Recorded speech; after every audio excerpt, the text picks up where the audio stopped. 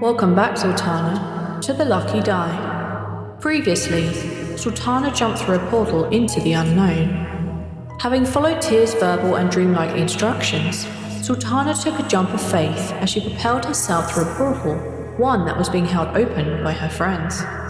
The only question on our mind is, for what purpose did Tyr send his falling paladin to Dead Sky Mountain? I guess we're about to find out. Welcome back to the Lucky Die.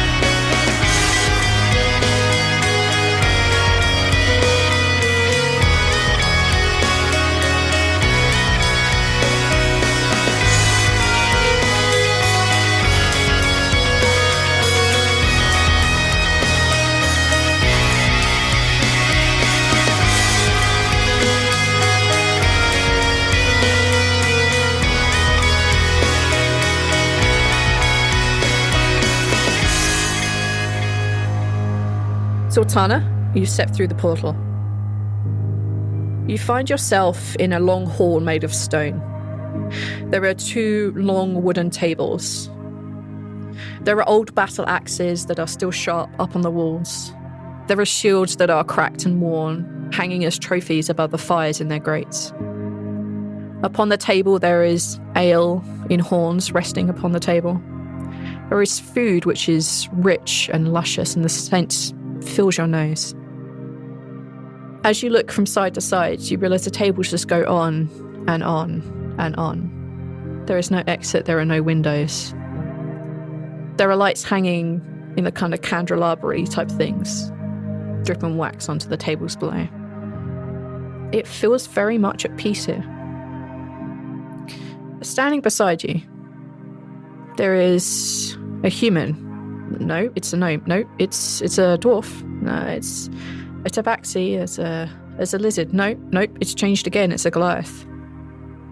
And as they stand and stare at you, their form finally settles on that of a dwarven woman with long, flowing red hair, wearing a very basic set of leather armor. She doesn't look like a fighter, though. She looks more of maybe an artisan, or perhaps someone stuck behind the desk all of her days. She smiles at you and gestures to the table. Where's Benno? Benno is your... Let me have a look here. And she flicks a wrist and you see a piece of parchment appear in her hand. And you see it rolling, cascading onto the floor, a very large parchment. She passes down through it with one hand. Ah, Benno is your brother-in-law, is that correct? And yeah. The parchment disappears. Yeah, that's him. I could have sworn I saw him when the portal opened. No, I think rather not. Please, mind you, people see many wonderful things when they look into the portal. Miss Zaltanna Thunderheart, if you wouldn't mind sitting down. Zaltanna sits down with like a slightly confused look on her face. Please eat, drink. The food is free and full of vigor, and the ale is tasty and hearty. She sits down next to you on the long benches. She pulls a flag, a horn of mead to herself. I will. I'll also take something to drink. Cheers. Clink. You must be wondering what on earth is going on, huh? Yeah. You all do this. Well, my name is Clemdell. I am the receptacle of records, the administrator of administration, and the teller of tales. I am here because there has been an application submitted for you, and I want to see whether or not you are worthy of me giving you this great acclaim, for setting you on the path you're supposed to be upon. An application? For what? Well, she flicks her wrist again, and you see 2 pieces of parchment, one on top of the other. And she reads the one on top. She says, well. She flicks her wrist again and the papers disappear. Well, it looks as if someone has put an application in for you to become a goddess. Oh. Zaltanna takes like a big swig of her drink. That's it, drink up. Who? Was it Tia? Well, let me put it like this. And she pulls out yet another parchment from the middle of the air. She says, well, this was your previous application, reward for pious devotion. And she sets it on fire and it disappears.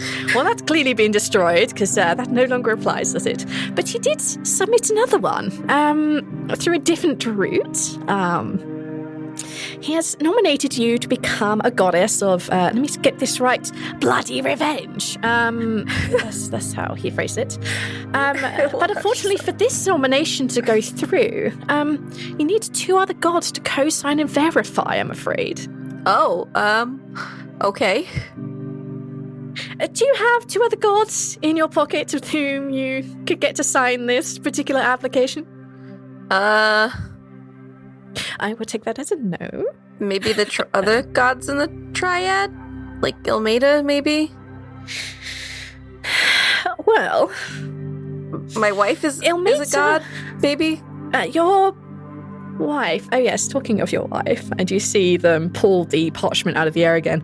And it's the same 2 that they were holding before. And they're like, well, this one is yours. And they pull out a piece of parchment. It's covered in runes and golden squiggles that you just cannot wrap your head around. Looking at it gives you that kind of mild headache. And this one is your wife's. And it's exactly the same weird squiggles. Maybe 1 or 2 different symbols, but looking at them gives you a headache. The writing, the images, the gold upon it just seem to shimmer and pulsate. And she puts them back together. Like, well, they seem to be twined together. She's not quite a goddess yet, I'm afraid. And she puts the parchment down on the table. Okay. So I'm afraid she can't really sign for you. She has Ilmater backing hers, of course. Yeah, that makes sense. Yes. Well, the thing is, I could co-sign for both.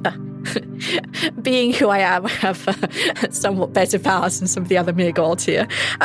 I could co-sign the bottom of it for you, but you would have to prove your worth to me. There are some questions we need to go through, the basics.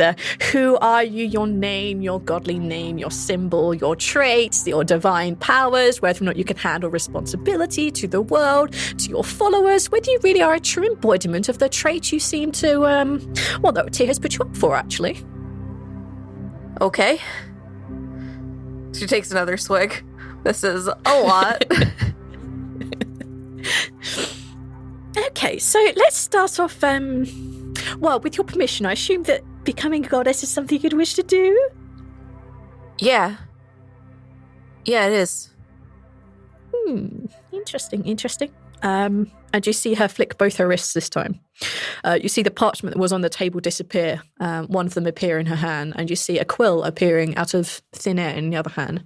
And she begins to write notes on your application. Not that you can read it, but she writes notes on your application. God, I said the wrong thing. No one should... God, Ray, if someone asks if you want to be goddess, always say no. Well, I'm afraid it's too late, sweetheart. Okay, so yes, of course, I guess. Well, first of all, I'm going to need you to prove that you can actually protect this world. Being a god isn't just rampaging around the skies and fucking things until you have half-born children. No, none of that here. Thank you very much. We need to prove that you can hold your metal in there, hold your connection in the net. So we're going to put you in a little bit of a dangerous situation and see whether you can just simply survive. How does that sound? I mean, good, I guess. I guess. Okay, interesting answer. Did you see her scribble down on a piece of paper? I mean, I definitely can hold my own. Let's see. If you would pick up that fork next to your plate, we'll begin the process. Okay. Am I fighting something with a fork? She says as she picks up the fork.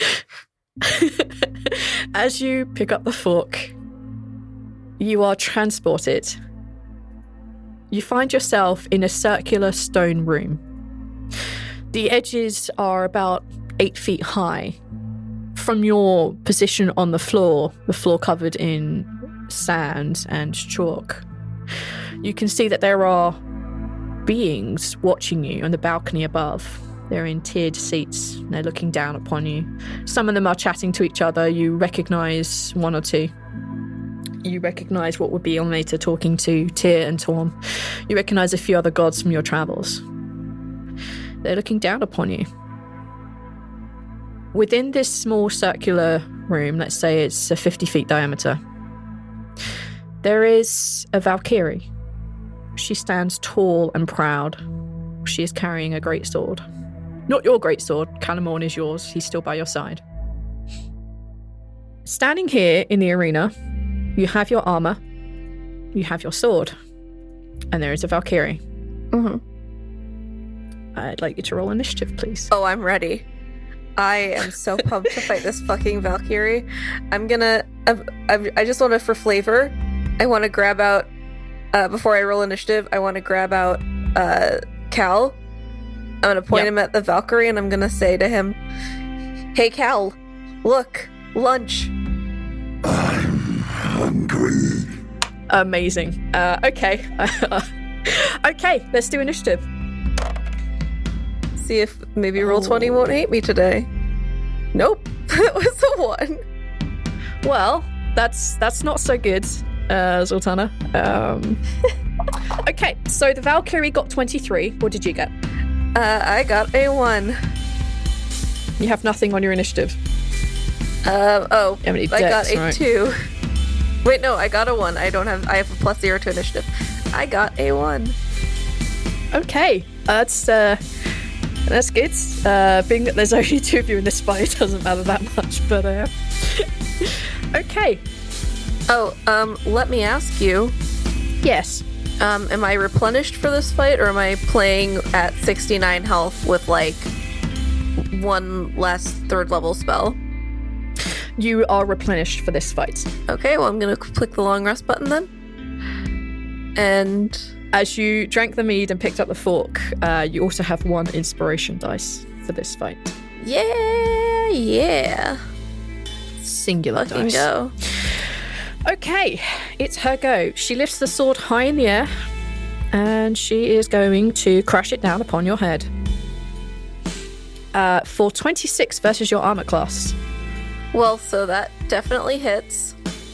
Awesome. That's good. I'll have you know my armor class is 27. I think that's bullshit. You receive 8 slashing damage. Yeah, I did roll the correct dice. No, I didn't. I rolled the wrong dice for this attack. She lifted it one-handed and slashed it down on your head, so you only take the smaller damage.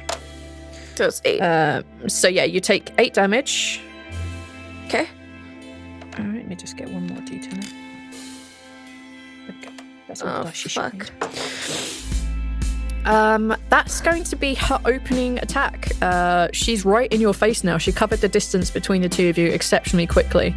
I hate the sound of let me get one more d10. That is a nightmare sentence. Okay. It's now your go. Okay. However, she has something called the Cloak of Doom. Any living creature that starts its turn within 60 feet of a Valkyrie senses her unsettling presence and must succeed on a charisma saving throw. Wait a minute. You cannot be frightened, can you? Wait. In that case, you feel a very unsettling presence, but nothing happens. I forgot you were great. Yeah. Yep.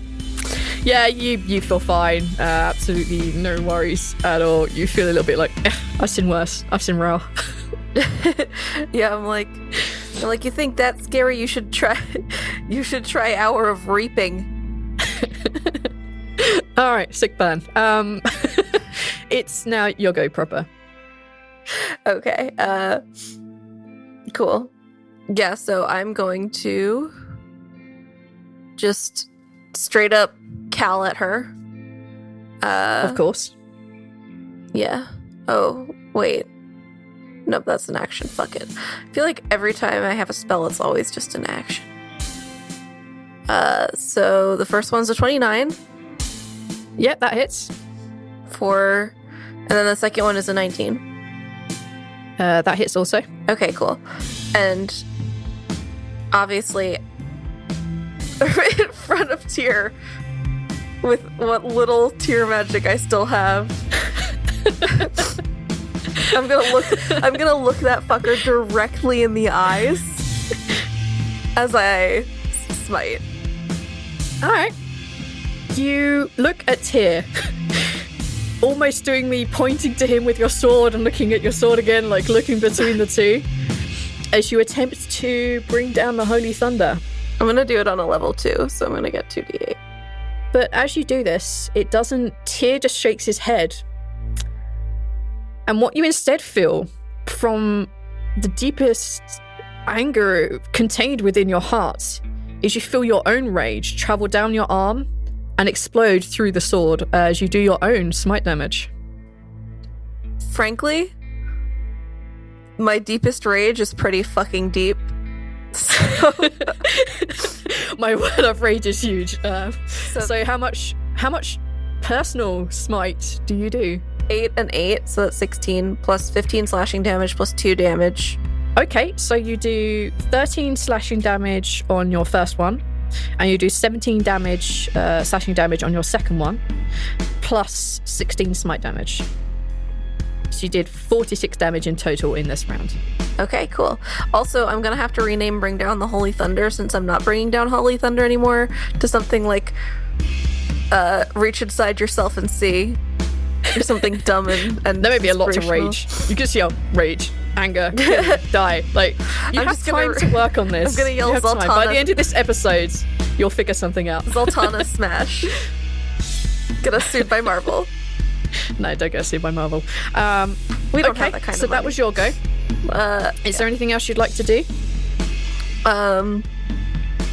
Just she's gonna get this like smirk on her face and look at the Valkyrie and just be like, because like last time I faced a Valkyrie, she was like really fucking terrible. So I'm just gonna say, you know this sword? I stole it from one of your friends. I would be remiss if I didn't remind you that you have Abjure Enemy. Oh yeah, I'm gonna do that also.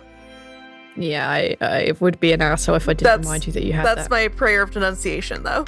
Oh, that's an action. I thought it was a bonus. Oh, well, yeah, you're right. Fair. Okay, never mind. Oh, but I can vow of enmity. I'm gonna That's the vow of one, enmity vow of her enmity. as a bonus action. Although, isn't my smite a bonus action also? No. Okay. I'm gonna vow of enmity her, and my vow of enmity is, you know, I stole this sword from your friend, right? You're making like a vow between the two of you. I love it. Okay. All right. So at the end of your go, she gets to do her legendary action.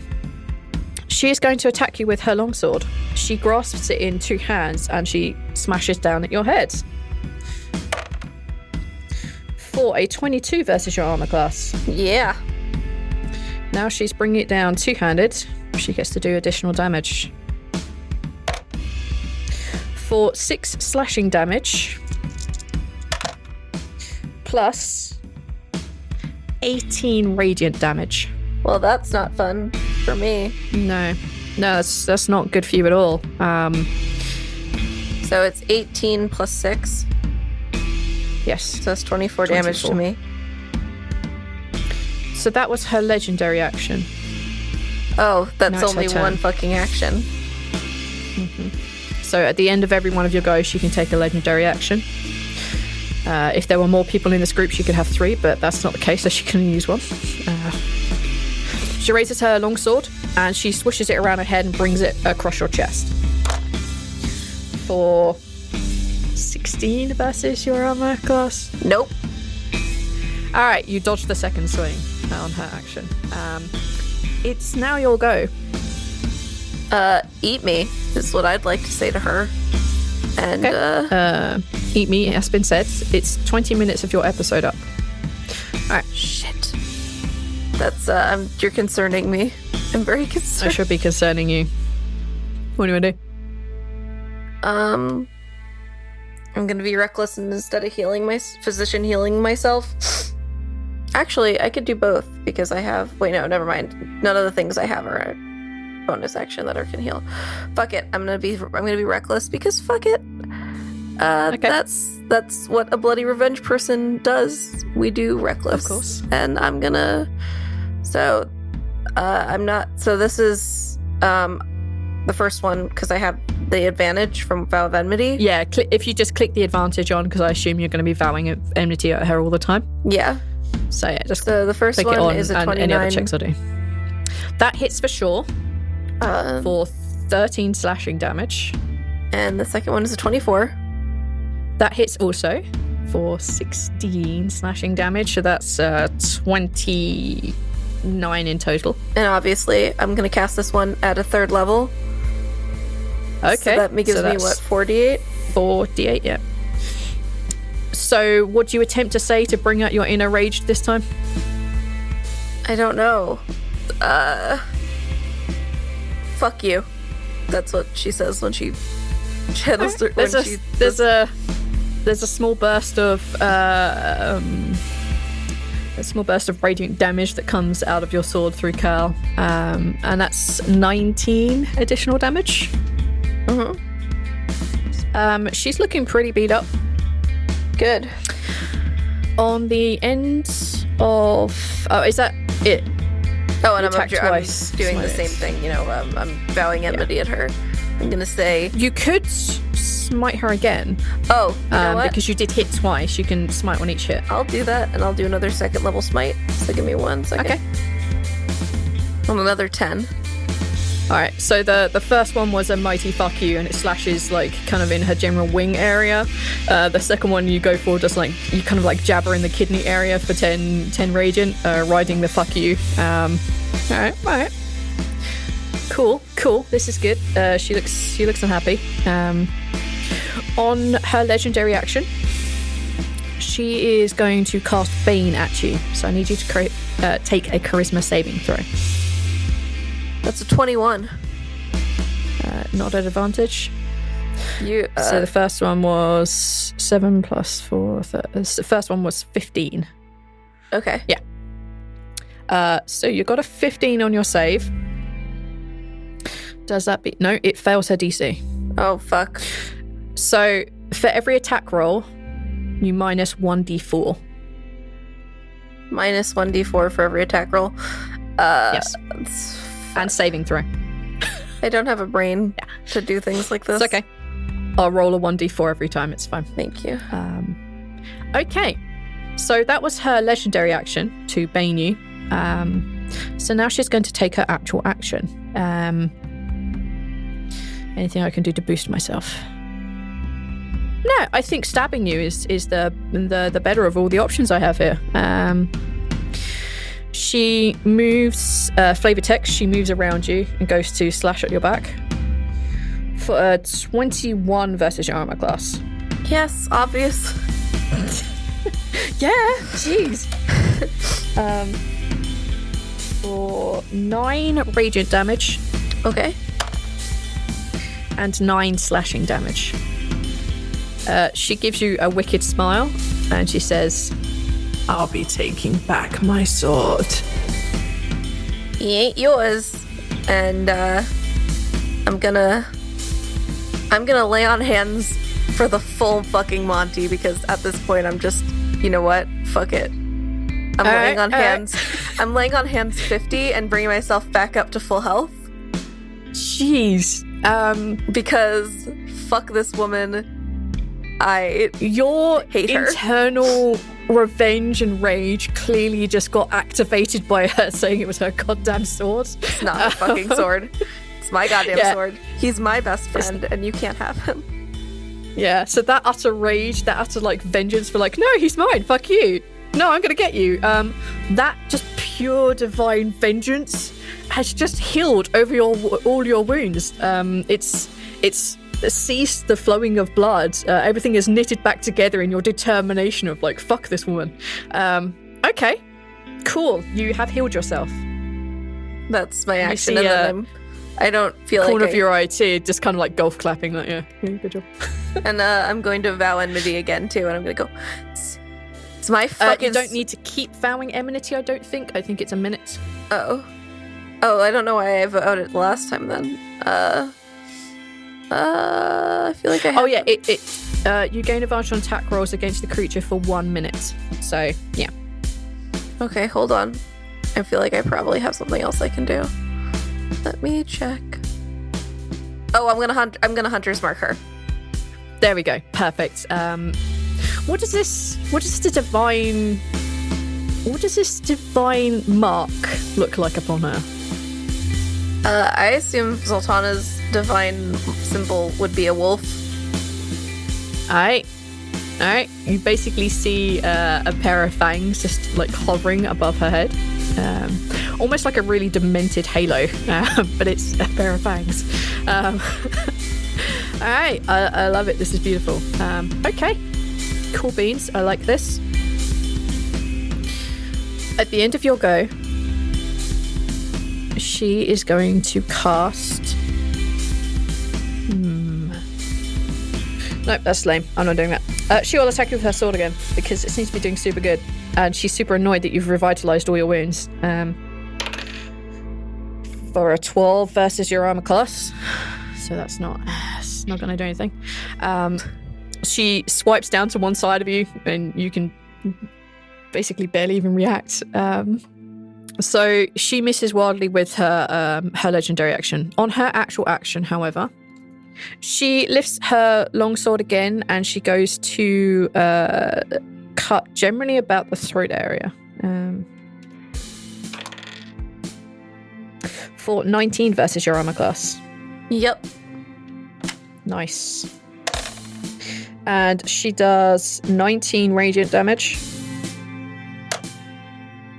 Oh wait, and she does 13 slashing damage.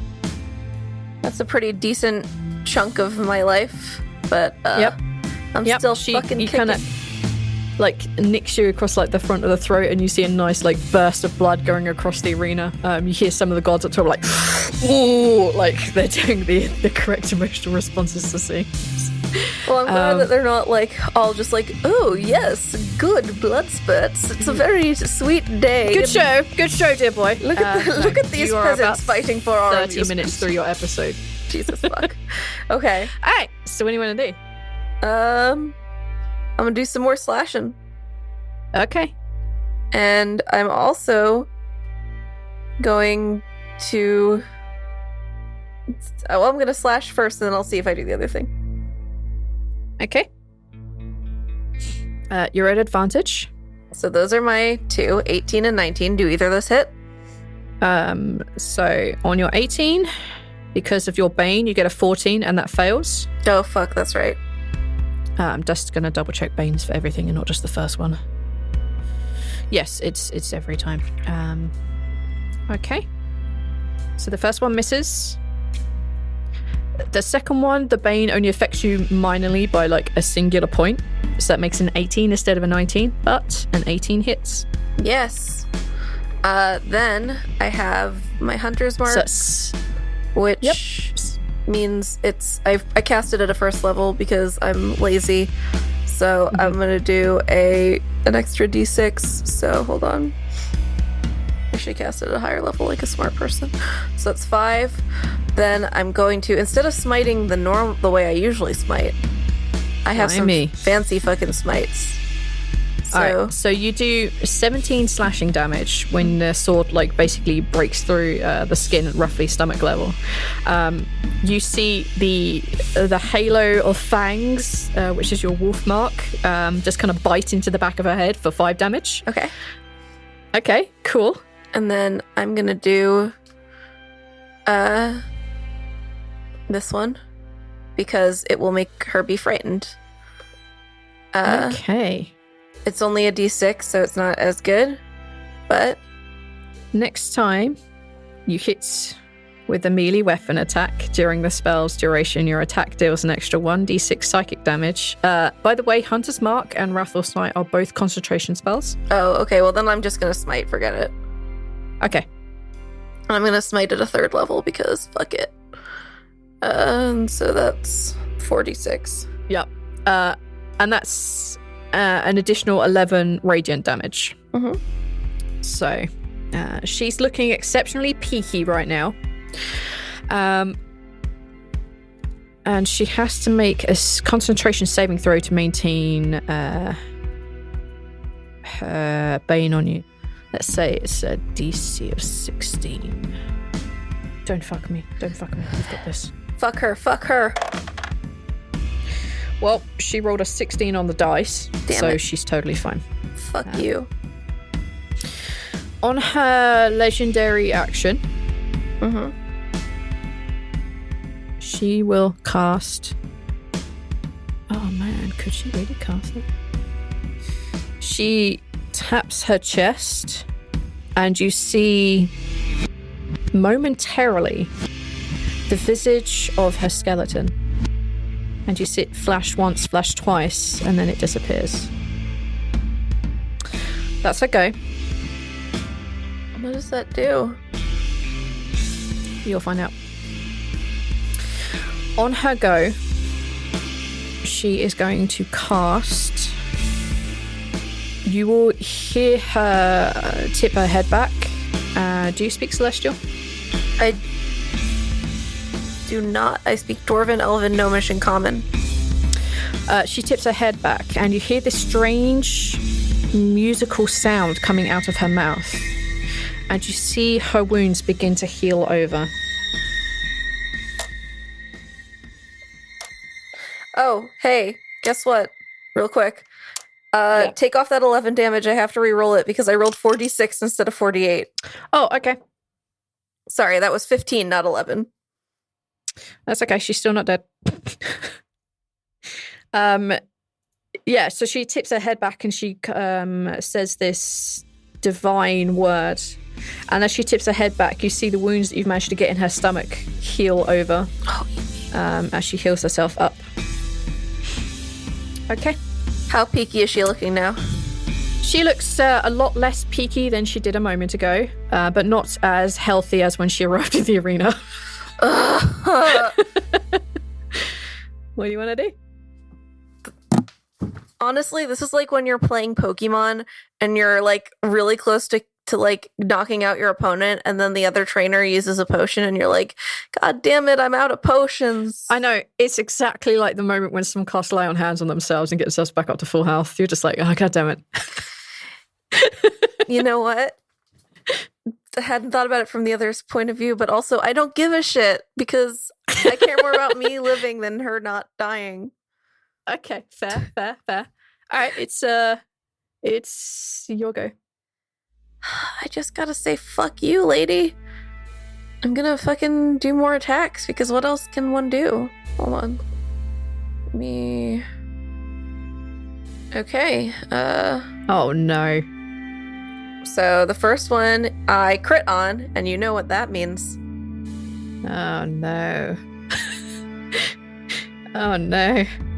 So the Bane would have taken 4 off of your natural crit, but it's natural crit, so fuck this. Alright, okay. You get to do his thing as you lift your sword high in the air. Could you also roll your Hunter's Mark real quick? No, 1d6 for your Hunter's Mark. I know how to play D&D. I'm a professional D&D player. Yeah. Alright, so from the sword attack alone, You do. By the way, your because you crit, your hunter's mark dice is doubled. So that's a 6. Obviously, I'm smiting, but I'm going to smite at a first level. Because I'm running out of smite spots. Blah, blah, blah. I am running out of spots to sub. I'm not even going to say it because I can't say that word for whatever reason right now. Alright, so in total, you did 27 slashing damage from the crit of the sword. Mm-hmm. Are you going to smite? Because those dice also get doubled. Yes. So that's another 19 from the smite. 19. Is there anything you'd like to shout? Just like, this is the ultimate. Let's assume that from maybe one set of those dice rolls alone, you may have killed her. What extra would you want to shout into this moment? I'm shouting. Or is it just now cold-blooded vengeance? It's cold-blooded vengeance now, so I'm not shouting. I'm just gritting my teeth and saying, "Fuck you, lady," and then slashing at her. And then the smite happens. Yeah. Okay. So your smite ricochets down your arm from the moment of like, fuck you, lady. And almost from your chest, this wave of energy just smashes out in her chest. But it's also actually followed up by Callanmorn's own powerful fuck you damage on his crit, which was how much? 30. Which was 30. Okay. She goes flying across the arena. And she hits the wall and slides down. As you do a total of 82 damage. She is dead. Your divine smite alone killed what was left of her. Your sword ripped into her chest, and you see like chunks of flesh just go flying over. And Callanmorn just decided to add that little extra fuck you in there for his buddy. And yeah, you see her flying back across. You see her and hear the sounds of her wings and her ribs cracking as she falls to the ground and ceases to breathe. I assume he did a fuck you to her because A, she's Valkyrie and he hates them almost more than almost anything. And B, because she said that she was taking her sword back and he loves Zaltanna as much as she loves him, even if he doesn't want to admit it. Yes, I like the idea that if this sword becomes her god sword, so to speak, her goddess sword, that every time she smites, he smites too. So it's a combined fuck you is what it will always get raged. Okay. Fuck you, lady. Fuck you, sir. Fuck you, it. Wonderful. Yeah. The arena goes deathly silent. You see the blood pouring across the ground. Take a persuasion roll for me. Oof. 11. I would like to use my inspiration to try to reroll that because I just cold-blooded murdered a bitch right in front of them with lightning. You did over half a health in one hit. Yeah, I just fucked the bitch up, and I don't see why that wouldn't be more persuasive and to everybody to give me claps. Yeah. But it was a 10 because nothing, other than fighting, nothing is right for me. You see Tyr stand up and he looks... no, you wouldn't see Tyr. You see a man who is clad... a god who is clad in armor. He has... he has bindings wrapped around his eyes. He cannot see. You see Ormeta helping him stand. And you hear a deep booming voice. Next time... don't hold back. As Torm gives you a bit of a scolding. And you find yourself sitting back in the long hall. You are 45 minutes through your episode. Okay. I don't think you did a rather good job. Because I don't have that You context. don't. But audience do, so. Well... that's a rather interesting fight. Why didn't you do that fancy thing with your sword before? The smiting or the electric thing? Both of them. The whole blowing back across the thing, tapping into your rage and your power, cold-blooded like you did. It was amazing. Did you do that before? I mean, the thing with the sword is he's magic, So he does that kind of on his own. But the other thing was all me. Right. I assume you wish to bind this one as your symbol, as your sword, correct? Yes. Definitely. He is also Without very asking- revenge focused.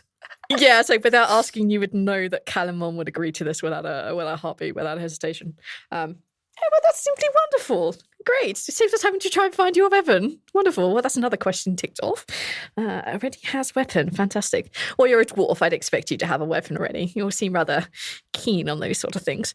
Right. Racist. Now I just have a very simple question.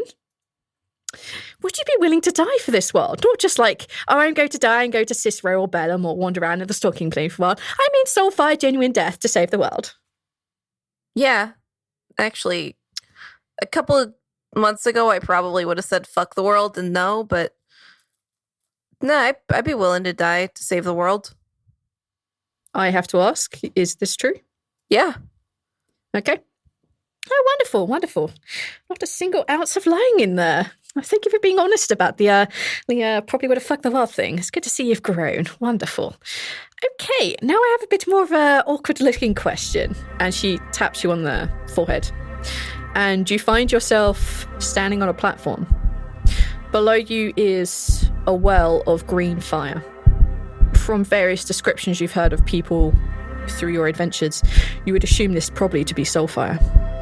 Okay. And you see that standing on a cliff a little higher up than you see the following. You see Ral and Balance. You see Benno and Elise. You see Caden and Demi. They're all standing up on the edge of the cliff. And they're a good couple of feet above you. You could shout and they wouldn't hear you over the roar of the fire below. And Clemdor turns to you and says, okay, well, that was easy enough. Self-sacrifice. But let me see if you're really responsible for being a god. You know, have to make tough decisions. What about one of those? Have to let one of those fall on the sofa? You want me to let one of my friends fall in the soul fire? Yes. I mean, you're going to have plenty of followers. Some of them you'll have to ask to do horrible, terrible things that you are unable to do because you're not going to interact on the material plane anymore. You know, God is about making hard choices, I'm afraid.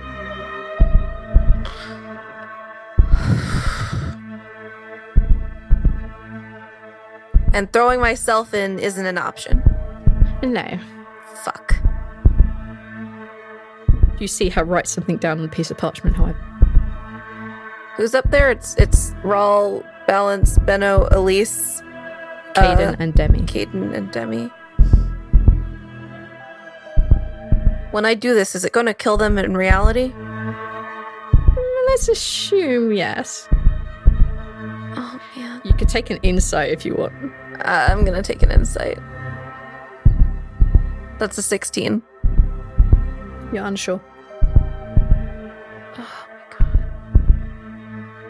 Is there a criteria I have to fill? Like is there a situation just pick one of you... them. Like, you know, fate of the world. Let's paint you a picture, shall we?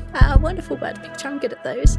Telling of tales. Oh, the choice between saving the rest of their lives and choosing one of them to die. If you don't choose one, they'll all die in Soulfire. So they'll never get to come back in any way, shape, or form. Caden. With that, you see Caden jump off the cliff. You see him spinning. You see him look up with despair in his eyes. And you see him fall into the fire. Zaltanna is crying. For the moment that you blink whilst crying too heavy with tears, she puts a hand on your back, and you're back in the longhouse. And awfully sorry. You know, I understand I have to ask some of these questions if you're going to be a goddess. That's hard. Yes, of course.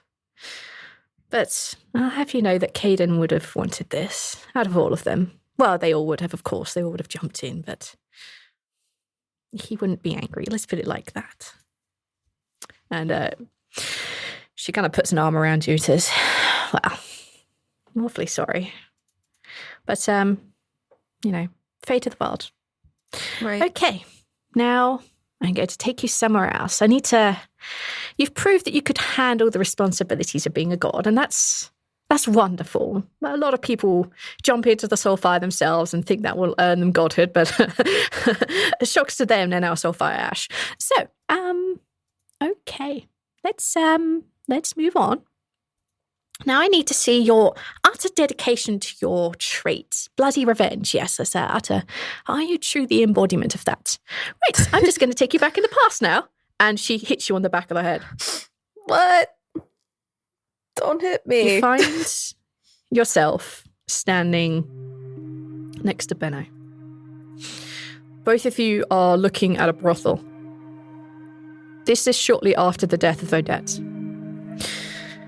You have met this halfling girl named Kripke. And Kripke is Janna's sister. Janna being one of the women who took Odette and Tuck. At this point in time, you know that, or you believe at least, that Odette is dead, and you're hunting down her killers. Benno is hunting them down to put them in jail. You, on the other hand, not so much. You see yourself, from your point of view, as you remember it, making your way towards the brothel, meeting the rather large madam behind the bar, agreeing to obey by the rules and leaving some of your weapons behind, but you manage to conceal one, as does Benno. You make your way upstairs.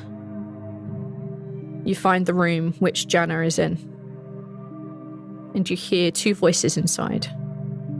Fairly similar voices, one of which you recognise, which is Janna, and the other which you've only just become familiar with, Kripke. You left Kripke tied up an hour ago.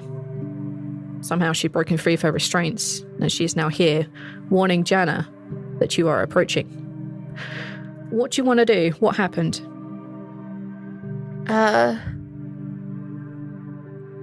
She would knock out Benno.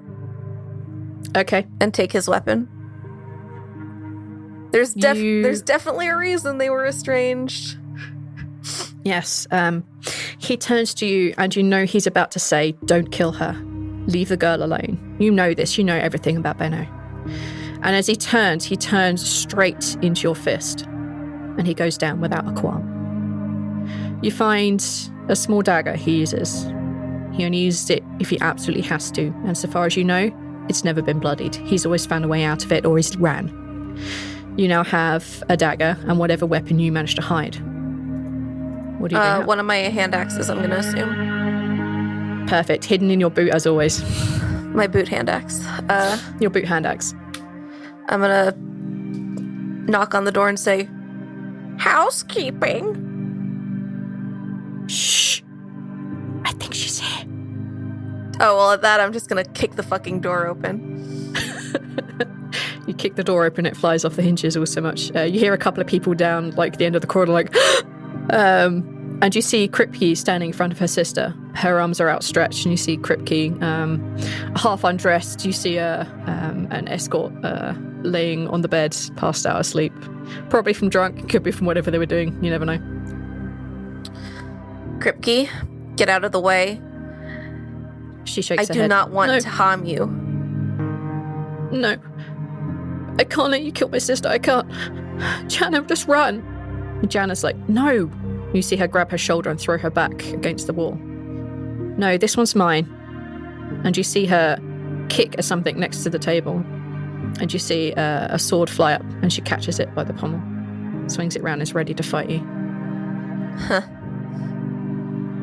Well, I would have preferred to do this without any potential injuries nearby, but I'm just going to throw a hand axe at her. Roll a straight d20 for me. 17. The hand axe flies true and it hits her square in the chest. You hear her gurgle a little bit. You see blood spatter as she coughs, and she falls to the floor. I'm gonna stomp over, and with Benno's knife, I'm gonna slash her across the throat. Very easy to do. Kripke is standing there, scared. And as you pull the blade across her sister's throat, she dives at you and knocks you off. And she stands a few feet back. You see her flailing around trying to look for a weapon. And she says, no, you've killed her. No. But she can't find a weapon. I'm going to take... It seems like that sword might be something that was, like, foldable or something. Was it? Like, because you said she just kicked at it and, like...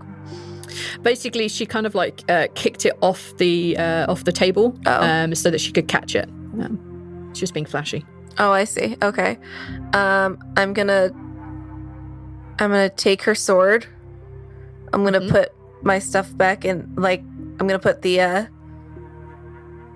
gonna wipe the knife off on my shirt as best as I can and go, so I want to get it so that there's no blood on it because I want to give it back to Benno. And I don't want him to be implicated in murder. Fair. As you do this, she realizes she has no option. She runs to the door and stands in the way, puts her arms across, and she begins to shout for help. Okay, well, if Benno's not getting his knife back because I'm diving out the window. Okay. Out the window you dive. It rolls back a few. You remember jumping out of the window, but also you feel in your body you just get pulled back, and you're standing with the knife in your hand and you haven't cut her throat yet. You also realize that you're looking at yourself. You see this scene from a little step away, and Clemdell is sitting next to you, well, standing next to you. She says, now, I understand that you were very sorry about this whole killing thing at one point. This is really the start of your revenge trip. Yeah. Would you do this again? Anything you'd like to do differently? And knocked out his sister so she wouldn't have to watch her sister die. But I don't know. At one point... Still with the killing and the maiming, not the jail, just the killing. I mean, I wouldn't have gone to jail if I had my druthers. No, I meant the girl. The one you killed. What is her name? Anna, Yana, Ghana, one of the... whatever. Jana? One of those. Yes, that's the one. Not jail for her, just straight up bloody vengeance and killing, huh? I don't know. There was a time where I was regretting the path I took because I thought I was just revenging Odette. But frankly, all the double ones pretty much deserve to die. They kill innocent people. It's hard to say that now that my mom's in charge, because obviously I would rather my mom doesn't die, but I can't feel too bad about straight up killing Jana. I would feel probably a lot better about it if she was the one that had, killed Odette, but... now that gives us a very interesting conundrum. Let us move on, as she clips you on the back of the head again. You found yourself in a large underground room. You see balance next to you. You see the world around you has broken up. You are back in the fight when you had Jens and Homer with you. You see all the double ones around. You see Benno and Elise off fighting. Ral has disappeared off to who knows where. And you see Dravos falling down the hole. Clemdell touches your shoulder, and you are teleported a good 100 or so feet down. And you see Dravos' body land hard. You see him cough up blood, and he turns on his side. He coughs harder. You see his ribs are broken. You see his face is punched in all to hell. Fucking good. Unlike what actually happened, you see his sword clatter down after him. You see him put his arm up and catch Rebecca as it falls into his hand. And he pulls himself up to his feet. And he looks you square in the eyes. And he says, "Right. Round 2 then." And he goes to stab at you. I would like you to roll initiative, please. Oh man, am I still at what I was before?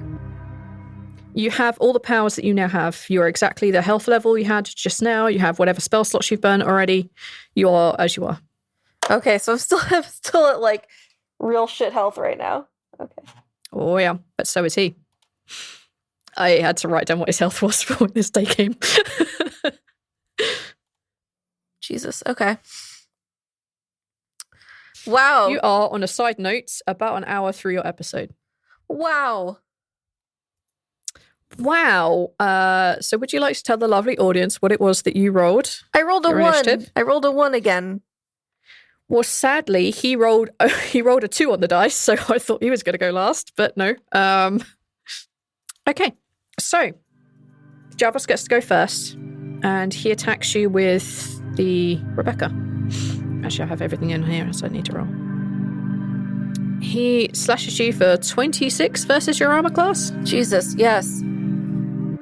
And for whatever reason, the additional magical kind of damage that he was doing with this doesn't seem to be applying in this moment. And he slashes you for 18 damage. Fuck me. He is bleeding profusely. He doesn't seem to have much left in him. What are you gonna do? I'm gonna attack him because Zaltanna is seeing red. That man is supposed to be fucking dead. I know he's not, and I want to I know that this is not real. Zaltanna knows on some level this is not real, but also, fuck this guy. I want him dead. Perfect. 23 and 22. Oh wait, yeah, 23 and 22. Both of those would hit for sure.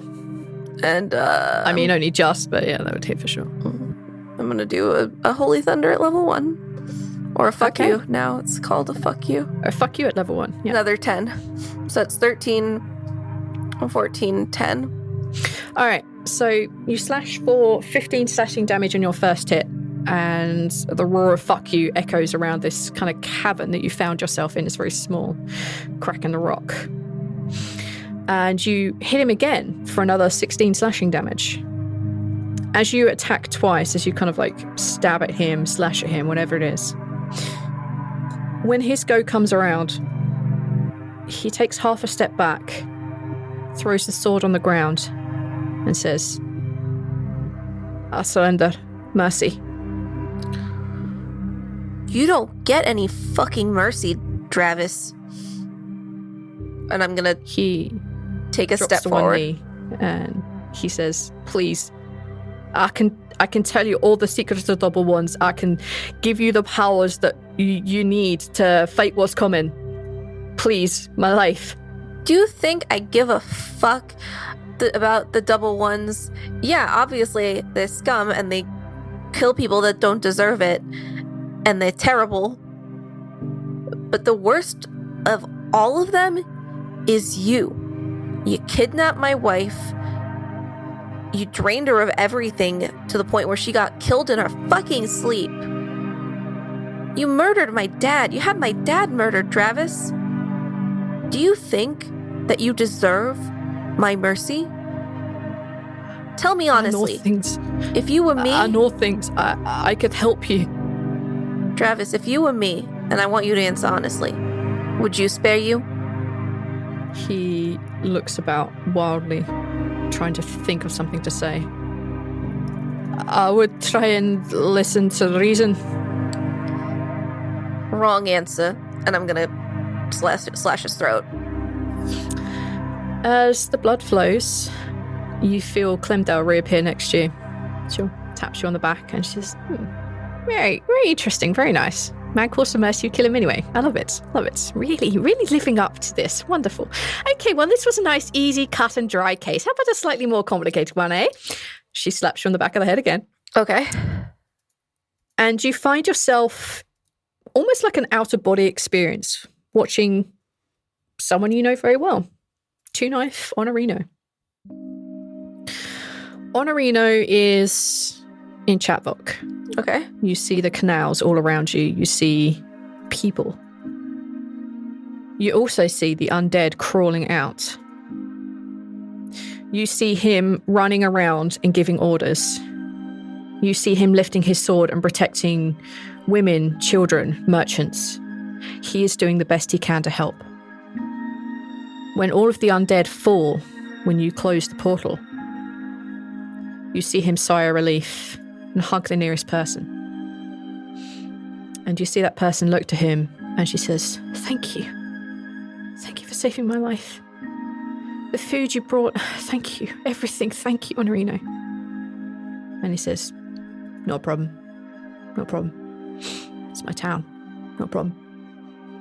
You see him shake it off, and he heads towards the docks. You see a couple of boats coming in. You roll back through his memory a little bit, and you remember him standing up and shouting at the ship owner. "You're gonna bring this! You're gonna bring this into my people! They're sick and they're dying, they need this!" "No, I'm not brooking an argument. You do this, or I will slit your throat and I'll find someone who can." "Yes, fine.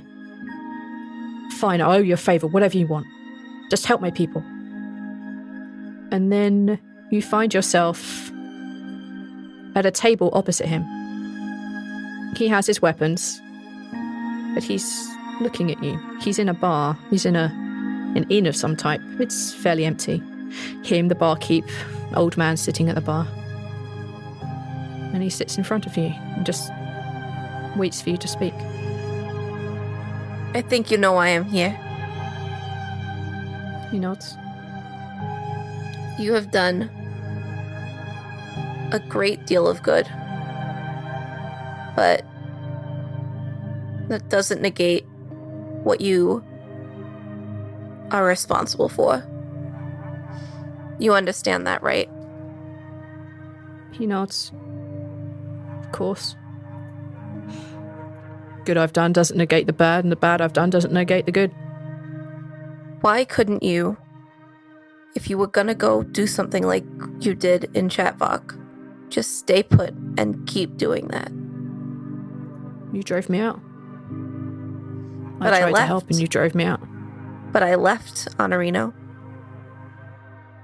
You could have gone back. I wouldn't have known. I couldn't have known. You could have gone somewhere else and done just as good. But you went back to Dravis. And you did some fucking shitty... Tell me to get him a message. Yeah. I didn't say, stay with Dravis and torture my fucking wife. She was unconscious when I got there. I was doing what I had to do to survive. Not saying it's right. Just doing what I had to do. You put me in that situation.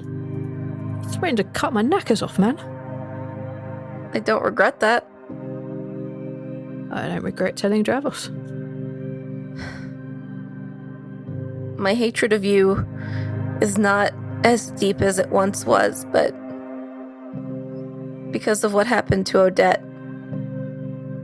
And she pulls out a hand axe. What's she intending to do with said axe? Are his hands on the table? Yeah. Swift movement, chop off one of his hands. It looks swift, but you feel it in that kind of very juddery, slow motion way of someone's just like watching every moment and savouring this.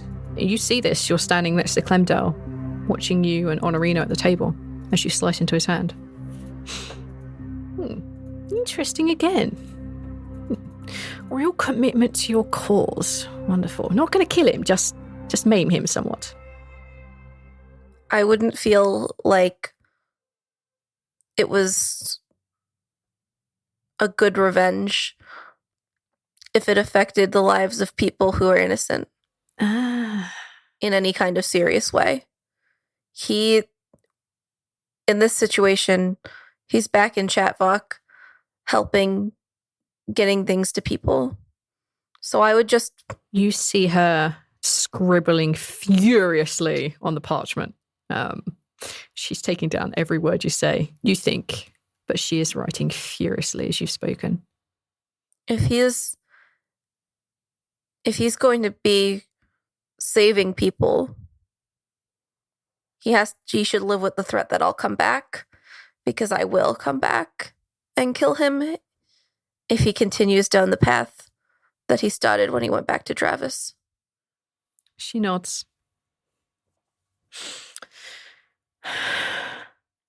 As you say this, as you finish this, you find yourself sitting back on the bench in the long hall. You're roughly an hour and 10, hour and 15, something like that. And she says, interesting. Well, I think it's safe to say that I could probably say that you are definitely dedicated to your traits. You are vaguely just, and your vengeance knows no bounds. Not just death. It's not just a one-note thing. I love this. This is wonderful. Right, well, we do have one other thing we have to deal with. Yes, well, now you have to really plead your case, but unfortunately, your case is a little bit muddy because it's kind of tied up with somebody else's. I believe your wife. I believe you know her. This is Odette. And she points across the table.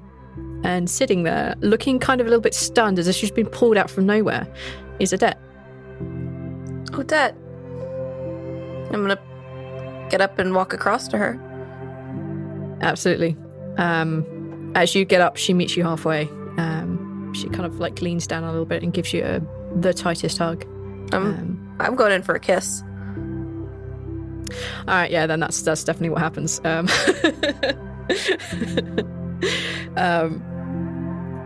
She looks fresh-faced. She looks happy. She doesn't look tired and worn like she was when you saw her last. She looks well-fed, glowing even. And she runs her hand across your stubble and kind of smiles. She says, "Looks good on you." Thanks. So what are we doing here? Why am I here with my Anna? Oh, apparently Tia put in a petition for me to become a goddess. Yeah. The goddess of bloody revenge. Or some such thing. And, Oh. yeah. That's me. Apparently our goddess cases are tied together, which I guess makes sense. Yes, well, if you wouldn't mind sitting down, the pair of you, this is where we come to a fairly interesting point. Now, I asked Odette a question, and her answer was, "No way, not in hell, never would this ever happen." Please do forgive me for not talking about this.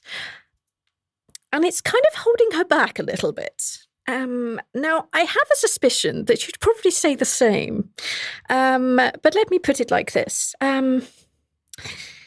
Here is your goddess application. And you see a very tight scroll appear in her hand. And this is Odette's equally tight scroll appear in the other hand. Now, let's say I only really have the power to make one of you a goddess, and it requires the death of the other. And Odette was like, "No way, not a chance in hell." You feel like Odette just squeeze you a little tighter. She says, "And what about you? I mean, you were involved in this whole saving the world thing, and we kind of need you." Odette said she'd be very willing to die for your case. Would you accept this? No, absolutely not. If one of us is going to become a goddess and the other one has to die, I die. Not her. Not again. Odette says, "Zaltanna, you're a better option for this world right now. You live in the world as it is, and I live in the world of hope. Forgiveness is not what we need right now. We need that anger that you have. We need that spark. We need someone to fight. And if I have to give up my place to do that, I will. The world needs you more than me right now." I disagree. The world needs an optimist. I can't be that. I see the world as it is. You see the world as it could be. That's what the world needs right now. We're in the middle of an apocalypse. We don't need someone who's sitting there feeling shitty about everything all the time and angry. Anger helps, but at the end of the day, the thing that's going to get people through the worst isn't going to be their anger. It's going to be hope. Hope is one thing, sweetie. But hoping never got off its ass and did anything. I never did anything until you turn up at the temple. I never got out there. I never would have helped the people I did if it wasn't for you. I'm going to turn to Clemdale. Clemdale? Yep. And I'm going to say, I think that you're thinking wrong, miss. No offense to you. How's that? I don't think that there should be a thing of only one of us can be a goddess because only one of these things is important in this time. I think, speaking frankly, that you need both hope and anger to get through the apocalypse. Because on one level, Odette's right. And I grab her hand and I look at her lovingly. And I say, hope alone never got anyone off its ass. You're right, babe. But anger alone won't make it a better world. And if we're not fighting to make this world better than it is right now, then what's even the point of fighting the apocalypse? Let it come. If we're not fighting to try to save ourselves, if I hadn't met you, Odette, I was on a bad path. And yes, I'm not perfect. And yes, I have a lot of rage, obviously. But just like if you hadn't met me, you would never have left the temple. If I hadn't met you, I might have gone on to be Dravis. That was my path. Hope and anger together are what embolden you to change the world for the better, which is kind of what we were doing, right? I'm forgiveness and your vengeance. Exactly. And if we don't have both, then what's the point? I'd like you to make a persuasion roll with advantage, please. This is the one that counts. Please, God, please. Please, God. Okay, I didn't put advantage on, though. 14. That's so good. Thanks, God. Thanks, Tyr, for fucking me again. Let me just check one thing. Let's see if there's anything else I can give you. You haven't ticked off your inspiration. Do you actually have one left? No, I used it before, remember, when I was trying to persuade the gods in the arena. Oh, is that what that advantage is from? Yeah. That was when I re-rolled it because you didn't give me advantage on that one. Didn't you come into this with inspiration? I think I did, actually, because... Didn't you get one from the conversation with your mother? You're right, I did. Okay, I'm going to use that inspiration and re-roll again. Come on, baby. Papa needs a new pair of shoes. Please, please, please, please, please. 18. I don't like the look on V's face right now. Well, I don't think you're exactly wrong. But getting you both to being a goddess is it's a lot of paperwork, you understand. Not just these two pieces of paper. And again, she swishes her wrist and the two scrolls appear. She flicks her wrist back the other way and they disappear. Well, I guess I could find it in my heart to make one of you a goddess now and make one of you a goddess in the future. But there will be restrictions and the such like. Okay, well, I'm still doing things on Earth, so make me the goddess later. Odette wraps her arms around you. Okay, fine. Well, I don't disagree with that fact. Okay, well, here's the thing you're going to have to do. When you return back, you are going to need to gain yourself about 1,000 followers, devout ones, like truly in their heart, I swear myself to Zaltanna Thunderheart and the way of bloody vengeance. That has to happen before you die. Okay. Once you have that done, well, actually, you could be doing both at the same time. I need you to vow an oath to Bikron to place that in front of everything and everyone. I know that you can do this. You already threw one of your friends, Caden, the father of the little girl. Oh my God. Often. I know that you could do that, so that's wonderfully fine. So make sure you swear to put Bikron in front of absolutely everything. Then we can do that. And also stop the blissful eclipse from destroying us all. How about that? Yeah, I can do that.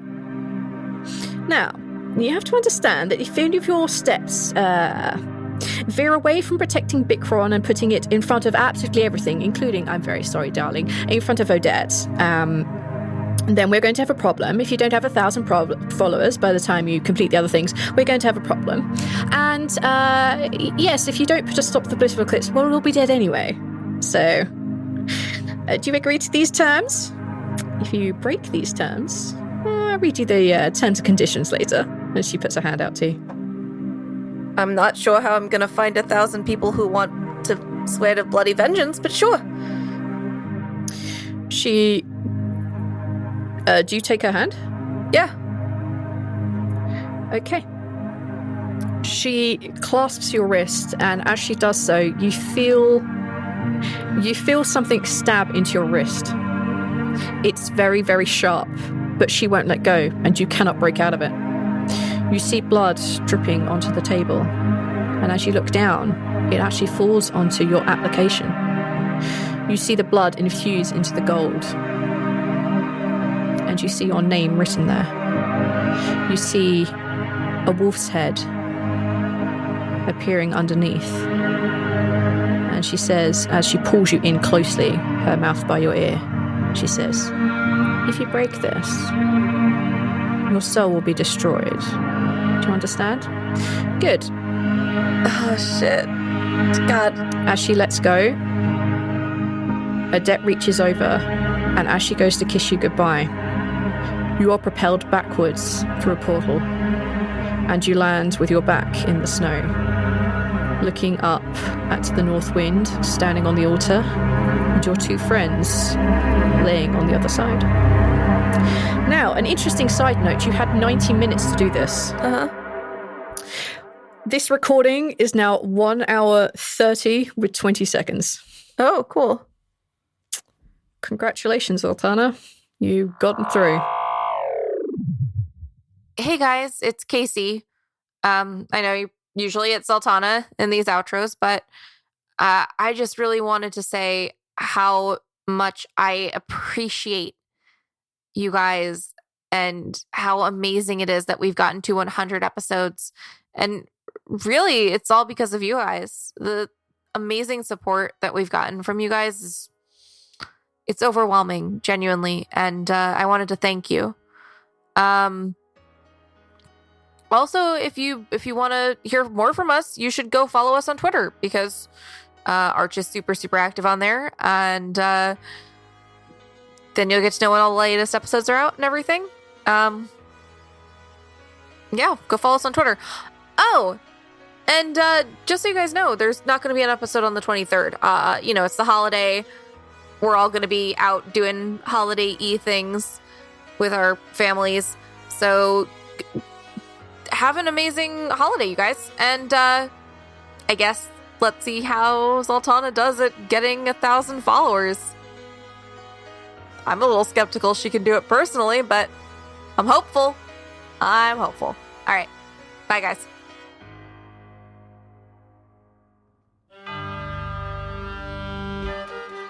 Get ready for a new gripping horror actual play podcast, Dark Dice. 6 travelers embark on a journey into the ruinous domain of the Nameless God. They will never be the same again. One of the players is not what they seem after a doppelganger, a creature that can assume the form and voice of whatever it kills, infiltrates the team. As the players are picked off and replaced one at a time, can they figure out who the monster is before it's too late? Can you? Dark Dice features an award-winning full-voice cast of non-player characters and a phenomenal fantasy soundtrack featuring live hurdy-gurdy, lutes, and dulcimers. Do you seek him? Find Dark Dice however you enjoy podcasts.